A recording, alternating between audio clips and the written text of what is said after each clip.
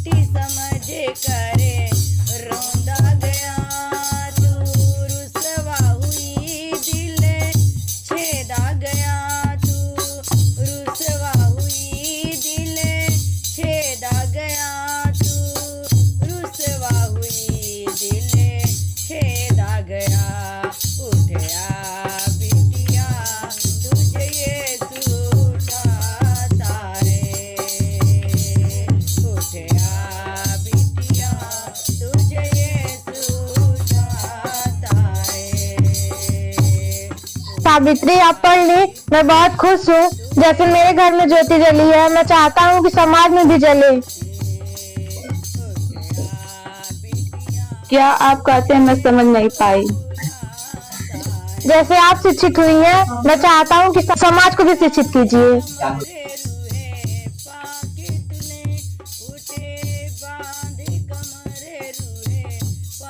अपने बच्चों को स्कूल भेजिए। नहीं नहीं, आपको ही पता है कि हमारे बच्चे स्कूल नहीं जाएंगे, क्योंकि अगर बच्चे स्कूल जाएंगे तो समाज क्या कहेगा। हमारे बच्चे घर में रहेंगे, स्कूल नहीं जाएंगे। आप जाइए जाइए, आप यहाँ चले जाइए। ठीक है, चले जाओ इन लोगों को। जाओ बच्चे पढ़ने जाओ, इनके स्कूल में जाओ जाओ। ठीक है, ले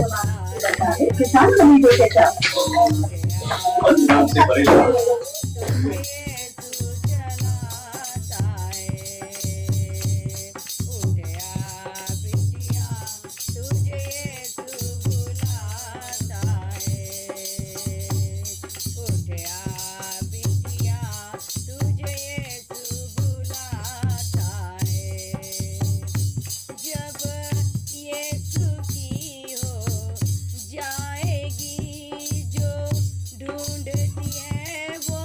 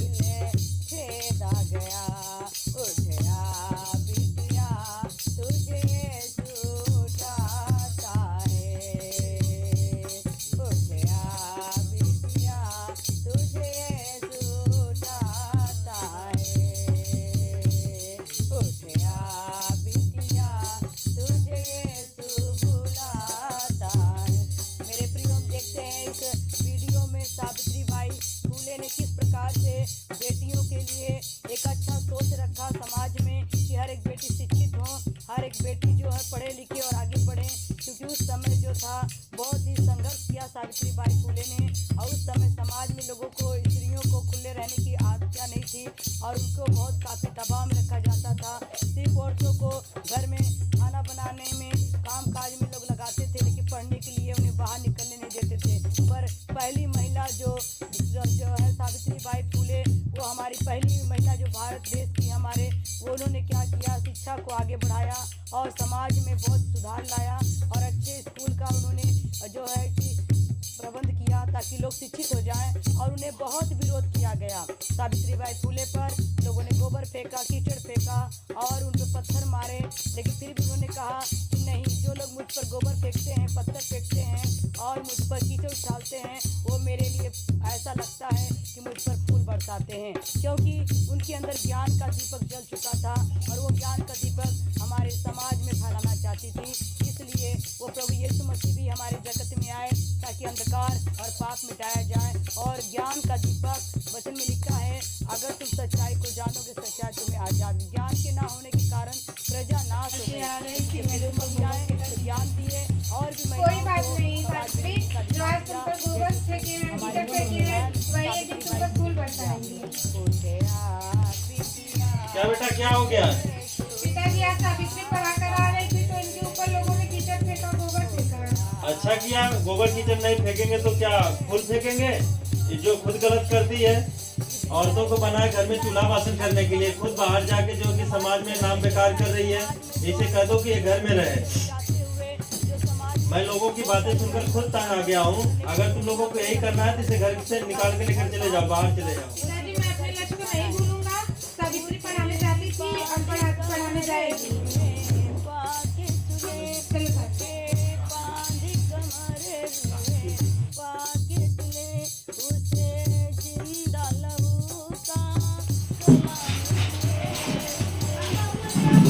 और भैया जी? हाँ, बढ़िया बढ़िया बढ़िया है। हाँ, बैठिए। और बताइए कैसे आना हुआ? हाँ, बढ़िया है। बस दो लोग समाज में बहुत ज्यादा गंद बना चुके हैं, उन लोग को साफ करना है।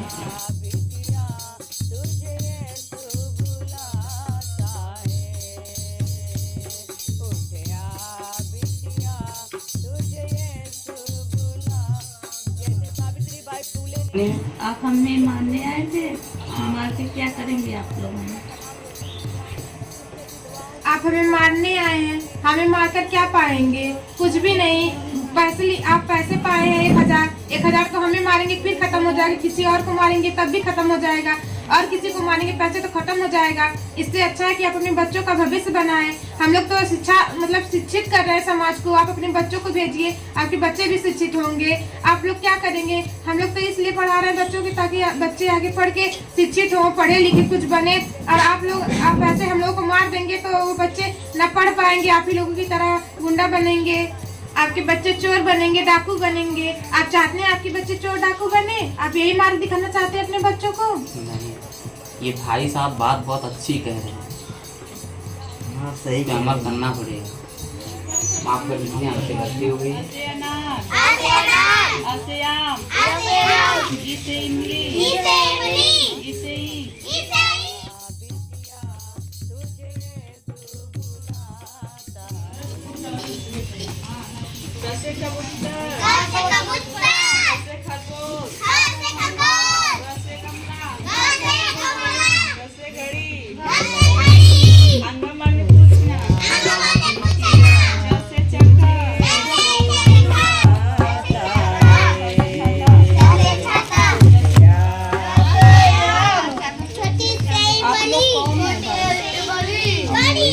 आपको मारने के लिए आए थे।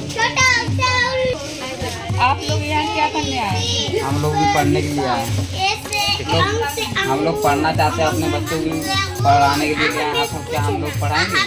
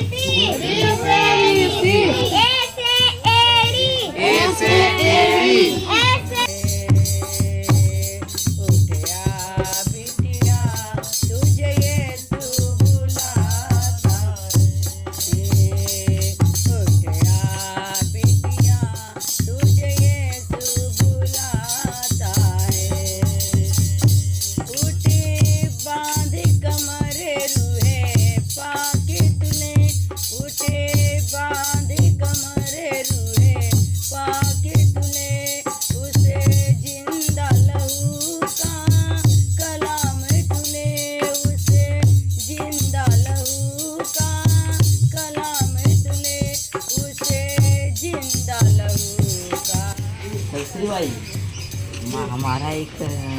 हमारा एक दोस्त है, उसकी बहन है, वो विधवा है, उसकी परेशानी आपसे दूर कर सकती हैं।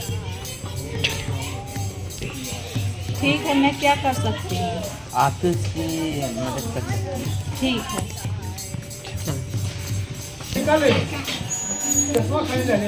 मैं रास्ते में आ रही थी, एक भाई मिला था, उसकी बहन विधवा है, बहुत परेशान है, मैं क्या कर सकती हूँ?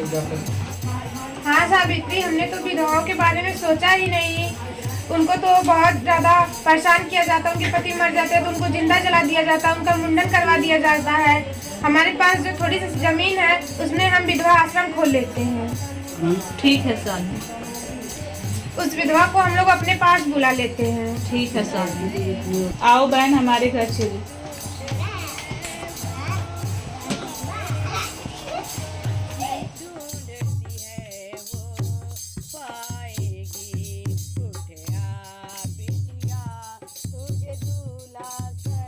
भाई साहब, हमने सुना है कि आपके घर में विधवा आई है, हमें भेजा गया उनका मुंडन करने के लिए। क्यों उसका मुंडन करना है? क्या उसका पति मर गया तो उसका जीने का अधिकार नहीं है? क्या वो समाज में नहीं जी सकती है? क्या उसका जीने का अधिकार नहीं है? क्या जैसे आप सोचते हैं आप पैसों के लिए आए हैं, क्यों ना उसका मुंडन करेंगे? आप सोच रहे हैं कि अगर मैं उसका मुंडन नहीं करूंगा तो आपके पास कोई बालदारी बनवाने नहीं आएगा, आप उसका मुंडन कर देंगे तो क्या हट जाएगी सारी प्रथा? ये हम लोगों को हटाना है। और ऐसा थोड़ी है कि जो जिसका पति मर गया वो जी नहीं सकता, वो भी तो, उसकी भी तो जान है, उसकी भी तो इच्छाएं हैं। क्या जो आपको भेजा है उसके घर में कोई मरता है तो आप जाते हैं मुंडन करने? हम गरीबों के ही घर पे क्यों आते हैं? क्या आपको जो भेजे हैं उनके घर में उनके बहन बेटियों के पति मर जाते हैं तो क्या आप उनके बहन बेटियों का मुंडन करने जाते हैं? नहीं। क्यों? तो हमारे यहाँ क्यों आते हैं? मजबूरी, अगर हम ये सब करने नहीं आएंगे तो हमारे यहाँ कोई दाढ़ी बाल बनवाने नहीं आएगा। यही तो बात है, हम लोगों को ये प्रथा मिलकर खत्म करनी है, इसको आगे नहीं बढ़ाना है। क्योंकि जो बड़े हैं उनके घर में नहीं जाते हैं और जो छोटे लोग हैं उनके घर में आते हैं। ये प्रथा हम लोगों को मिलकर खत्म करनी है। अपने पेट के लिए दूसरों की जिंदगियों से खिलवाड़ क्यों करना है? सही। ठीक है भाई साहब, हम जा रहे हैं। सावित्री, हमने तो विधवाओं के लिए वृद्धाश्रम खोल लिया, अब बच्चों के लिए एक स्कूल खोलते हैं, उसमें वजीफा की सुविधा उपलब्ध करते हैं ताकि जिन बच्चों के माँ बाप उन्हें नहीं पढ़ा सकते वो अपने बच्चों को भी भेजे पढ़ने के लिए। अब तक तो तुम पेड़ के नीचे पढ़ाती थी, बच्चों को बहुत दिक्कत होती थी, अब हम बहुत बड़ा विद्यालय खोलेंगे, उसमें बच्चे पढ़ेंगे, आराम से पढ़ेंगे, उन्हें सारी सुविधा भी दी जाएगी। ठीक है।